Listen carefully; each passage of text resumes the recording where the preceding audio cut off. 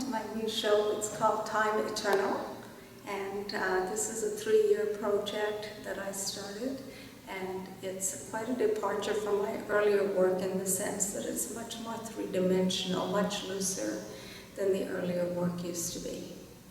And this is one of them. This is one of them. This piece is called Walk With Me, and it's made with paper, and then I added the lace and the other fabric. I took a paper making class, so we started with pulp and we dyed it. I added different textures and fabrics to it, and I sculpted the paper.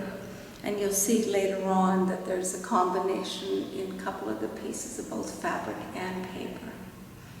I'll follow you to the other ones. Okay.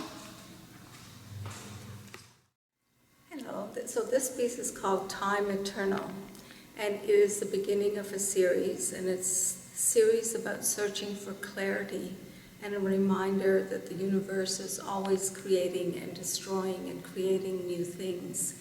And it feels like the world is in that state right now. And so the series focuses a lot of stuff on black and white and red, the polarization as society is changing, as we're changing, and looking at where we go next. And it's not clear where we go next. It's a very nice spiral. Thank you. It really looks like the universe. Yes, and I was trying to bring that energy and life to it.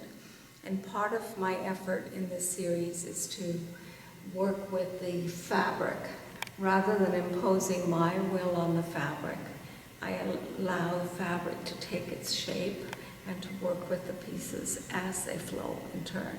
I do have some image in my mind when I start, but often it's about allowing the fabric itself to speak and not imposing my will on it. And this, I think, is an example of that. Very, very light, very floating, and again, some element of disintegration. But the fabric itself speaks. And coming from a tradition of quilting where we tend to not allow the fabric to do what it wants to do, but rather to enforce our will on the fabric, the shapes, the colors, the constant, and lots of quilting, so it imposes on the fabric. And I think perhaps that my Indian background has significantly influenced this work because, again, we dress in clothes that flow and float. And so I want that element of drapiness in the work. And I'm more willing to improvise, to start with one or two elements and then slowly choose colors and fabrics and shapes as they go along. When I begin, I don't always know what shape and size the piece is going to be. For example, this started out with just the white work, and then the gold was added, and then the black. And at times I've tried different elements with it, but this was the most satisfying in terms of allowing a range of shapes and depths and colors. And what part of India do you come from?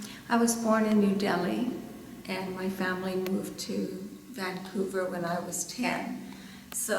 But you still have the memory of the richness. Yes, and Vancouver has a very, very large Indian community, and so we saw that community grow, and no matter what, I think it becomes such a part of our genetic and historical makeup that it's natural to work with fabric, to drape it, to play with the colors and the sensibilities. This looks like a robe, like a dress, like... Yes, it has a bridal quality. I call it stardust, but she could also be a nun.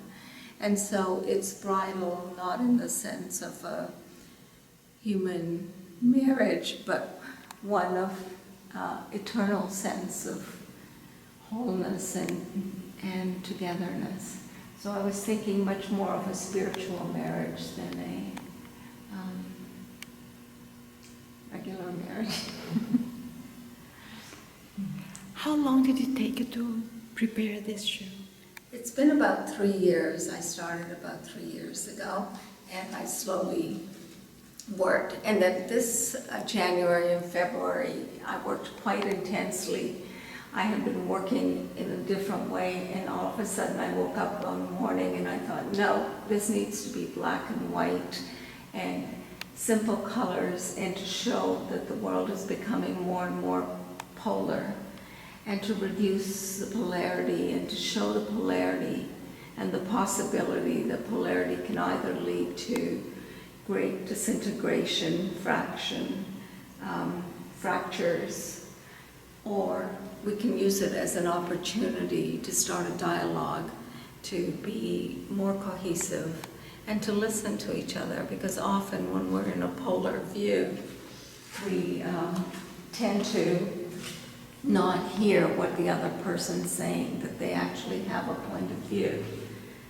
And this is a good example. This one is called Karma. So when I woke up that morning with the idea of working black and white, I just went to my closet with all the fabric and I pulled out all the black and white ones, and I worked with the shapes and colors that were there. And I slowly started to join together the black and white pieces. And I didn't know what shape it was going to take. I just knew that these worked together and it was right.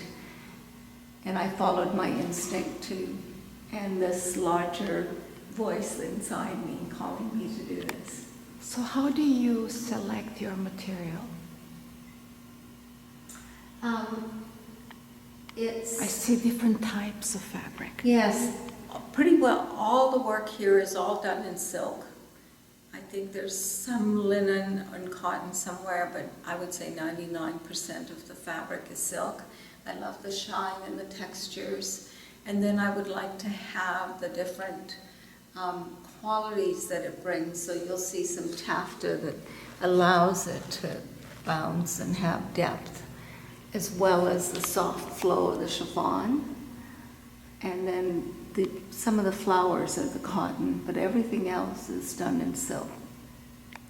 And I often work with the shapes and colors that I'm given and found. I often get material from people, and in one particular, there's Daryl Thomas, who runs a fabric store, and they do a lot of sewing.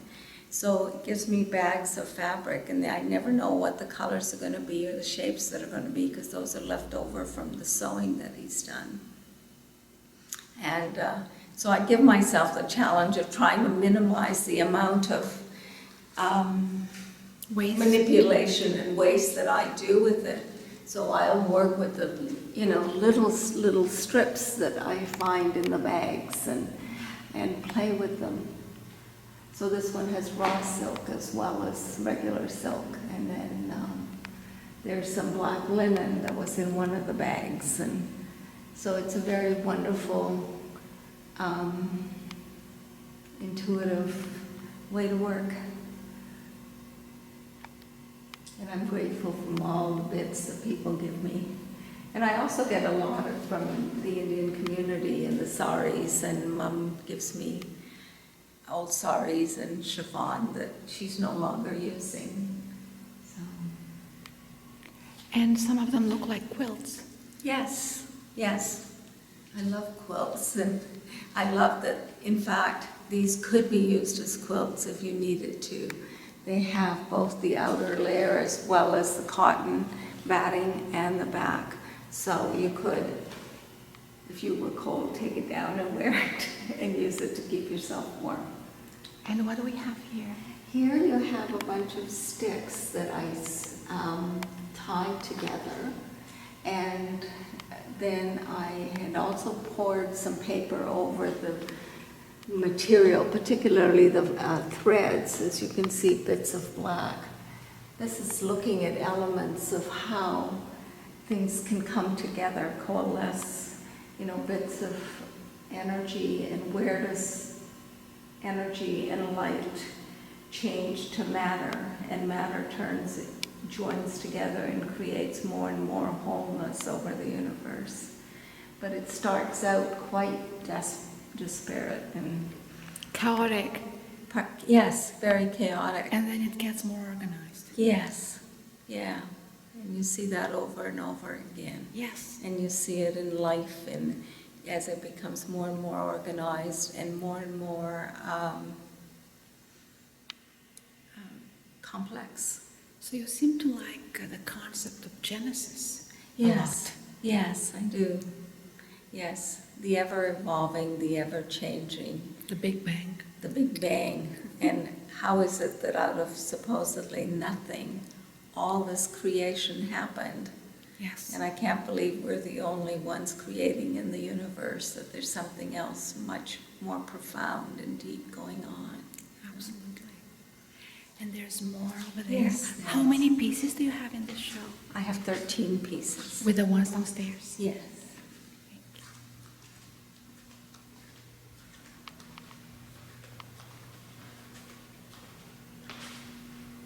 This one's called Breaking Open, again focusing on the polarity of the situations that we find in the world right now, where everybody is fighting, trying to fight everybody else, and there are civil wars going on. This piece I started many years ago by first joining these strips together and then adding the beading. So it's nice work in the winter. I noticed that you do a lot of beadwork. Yes, it's very time-consuming, but very comfortable, and I like the accent that it gives. I like it to have some texture and some sparkle, but not in your face. Does this come from the Indian tradition? Yes, very much. If you look at Indian fabrics, it has layers and layers of Glitter. glitter, Yes. and you often find that the fabric first has been woven in 2 different colors. Then there can be a pattern within that weaving, and then there will often be other embellishment with gold thread and silver and beadwork. So the handwork that is done in India and the part of that is quite extraordinary. Have you been back? I have been back many times. It's been 5 or 6 years, and but it's always there. And here you certainly see a lot of the Indian fabric. Yes. And the richness that that brings. In fact, some of these are bits of saris that my mother had, as well as other pieces that I collected in various Indian stores that I go to, whether it's in Vancouver or Ottawa or Toronto. I'm always searching for new fabrics. And I was trying desperately in this case to just make a square quilt.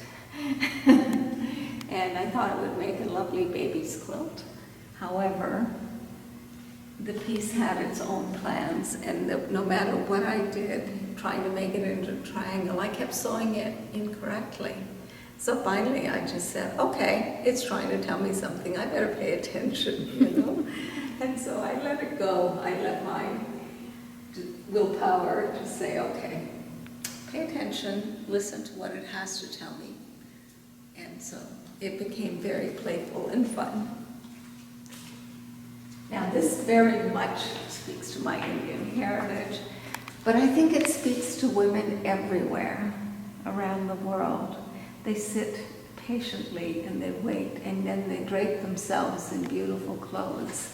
And they are, I call it time and tide, because in some ways women have that eternal quality that they're the ones that sit, wait, they take care of the babies and the grandchildren, and yet they are supposedly the passive ones, you know? And you think, Supposedly. Supposedly. Yes. And yet they make everyday life run, you know? And they do it in their quiet way. So I'm hoping this piece captures that. It does. And this has a more three-dimensional look. Yes, very much. So this is the last of the series, and it is molded paper with fabric inside.